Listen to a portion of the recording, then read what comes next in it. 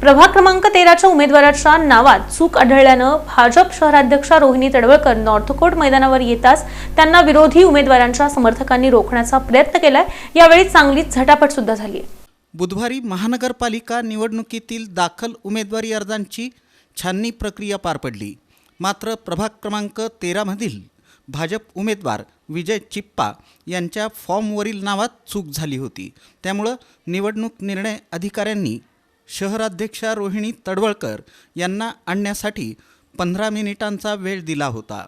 मात्र यावेळी कार्यकर्त्यांची मोठी धावपळ झाली। उमेदवाराला घाम फुटला होता। दरम्यान भाजपच्या शहराध्यक्षा रोहिणी तडवळकर धावत नॉर्थकोट मैदानावर येताच त्यांना विरोधी उमेदवारांच्या समर्थकांनी रोखण्याचा प्रयत्न केला। यावेळी झटापट झाली।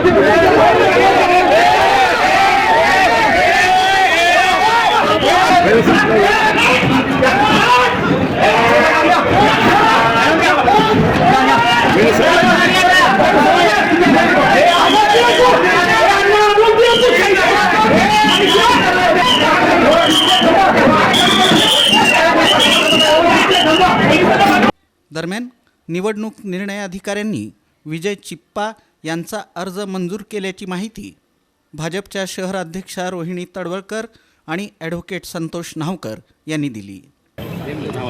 विजय भूमय चिप्पा यांच्या अर्जावरती आपण जे हँडरायटिंगमध्ये थोडासा जचा थोडा वरती रफार आलेला न दिसत होता, म्हणून निवडणूक निर्णय अधिकाऱ्यांनी मला इथे बोलवलेलं होतं।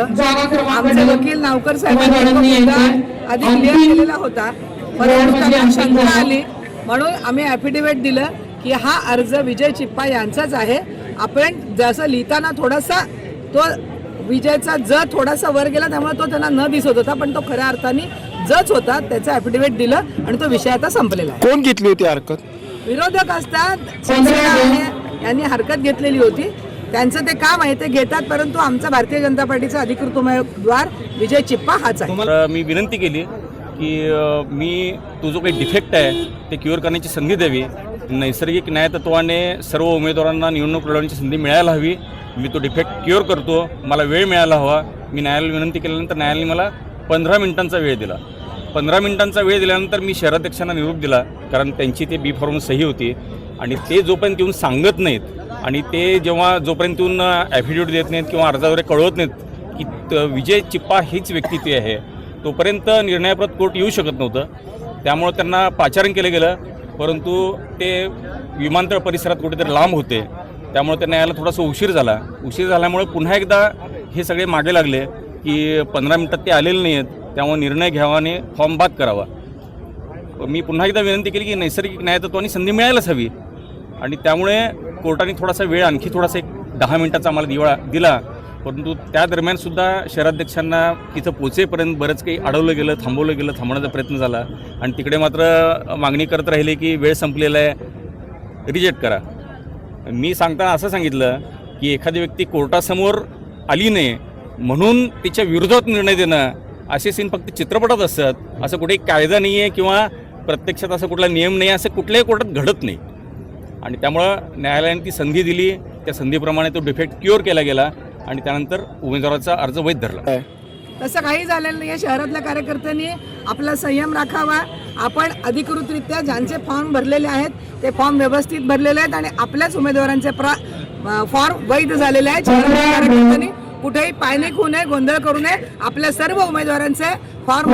आज निवडणूक अधिकाऱ्यांकडं माझं बी फॉर्मबद्दल ऑब्जेक्शन घेतले होते विरोधकांनी, तर त्यात नाव असं दिसत होतं की विजय भूमया चिप्पाच आहे ते, पण त्यांना काय वाटत होतं की ते विनय भूमया चिप्पा आहे। तर तसं काय न होता अधिकाऱ्यांनी तपासून घेऊन मग रोहिणीताईंना बोलून घेऊन तुम्ही याच उमेदवाराला तिकीट दिलात का म्हणल्यावर ताई पण सांगितलेत की हो, मी विजय भुमया चिप्पा यांनाच उमेदवारी दिलेली आहे आणि मला न्यायप्रतिष्ठेवर पूर्ण विश्वास होता. त्याचप्रमाणे माझ्या मनासारखा मला न्याय मिळाला. दरम्यान ॲडव्होकेट अनिल वासम यांनी भाजपनं दबावतंत्र वापरून अर्ज मंजूर करून घेतल्याचा आरोप केला. भाजपाच्या सत्ताखाली हे लोक सत्ताधाऱ्यांच्या दबावाखाली या ठिकाणी निर्णय दिलेला आहे. त्यांनी लोकशाहीचा खून पाडलेला आहे. असं कोणतंही कृत्य त्यांना करता येत नाही. परंतु त्या ठिकाणी आमच्या सगळ्या सिनियर वकिलांनी आम्ही स्वतः त्या ठिकाणी आर्ग्युमेंट केल्यानंतर सुद्धा आमचं आर्ग्युमेंट त्यांनी मान्य न करता प्रशासनाच्या दबावाखाली या भाजपाच्या लोकांना जाऊन त्यांनी जे उमेदवार वैध केलेलं आहे, ही माणसं कधी सुद्धा रणांगणामध्ये जिंकू शकत नाहीत. यांना कुटील डाव खेळावा लागतो हे पुन्हा एकदा त्यांनी सिद्ध करून दाखवलं.